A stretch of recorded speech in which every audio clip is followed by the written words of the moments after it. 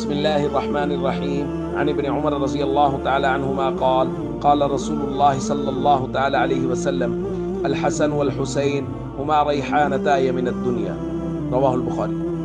نبی کریم صلی اللہ علیہ وسلم نے ارشاد فرمایا، حسن اور حسین یہ دونوں میری دنیا کے پھول ہیں۔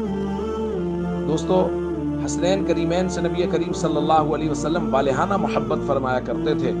آپ صلی اللہ علیہ وسلم ان کو چوما کرتے تھے، ان شہزادوں کو سونگھا کرتے تھے اور فرمایا کرتے تھے ہما ریحانتایا من الدنیا، یہ میری دنیا کے دو پھول ہیں۔ اور کیوں نہ ہو کہ سب سے پہلی وہ آواز جو ان کو سنوائی گئی وہ جناب محمد کریم صلی اللہ علیہ وسلم کے زبان مبارک سے نکلی ہوئی اذان تھی، اور سب سے پہلی وہ خوراک جو ان کو دی گئی وہ محمد صلی اللہ علیہ وسلم کی بنائی ہوئی گھٹی تھی، جس میں حضور علیہ السلام کا لعاب دہن شامل تھا۔ اور کیوں نہ ہو کہ یہ سیدہ خاتون جنت سیدہ فاطمہ الزہرا رضی اللہ تعالیٰ عنہ کے لخت جگر ہیں، اور شیر خدا سیدنا علی المرتضیٰ رضی اللہ تعالیٰ عنہ کے نور نظر ہیں۔ اور کیوں نہ ہو کہ سیدہ خدیجۃ الکبریٰ رضی اللہ تعالیٰ عنہ اور محمد کریم صلی اللہ تعالیٰ علیہ وسلم کے نواسے ہیں۔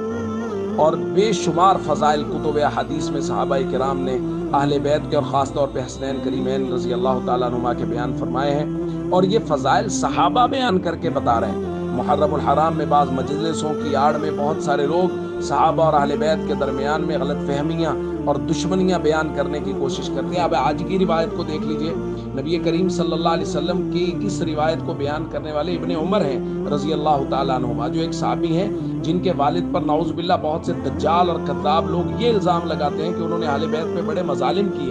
تو اگر ان کے درمیان میں دشمنیاں تھیں اور اہل بیت صحابہ خدا نہ خواستہ اہل بیت کو برداشت نہیں کرتے تھے، تو پھر ان کے فضائل کی احادیث بیان کرنے والے تو تمام تر صحابہ کرام ہی ہیں۔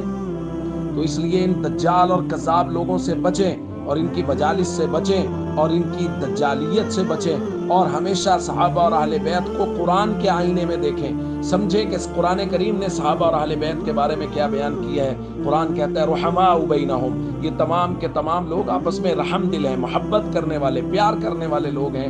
بہت سارے لوگ ان کے درمیان میں جو غلط فہمیاں بیان کرتے ہیں ان سے ہمیشہ بچیں، اور صحابہ اور اہل بیت سے ہمیشہ والہانہ محبت رکھیں۔ السلام علیکم ورحمۃ اللہ وبرکاتہ۔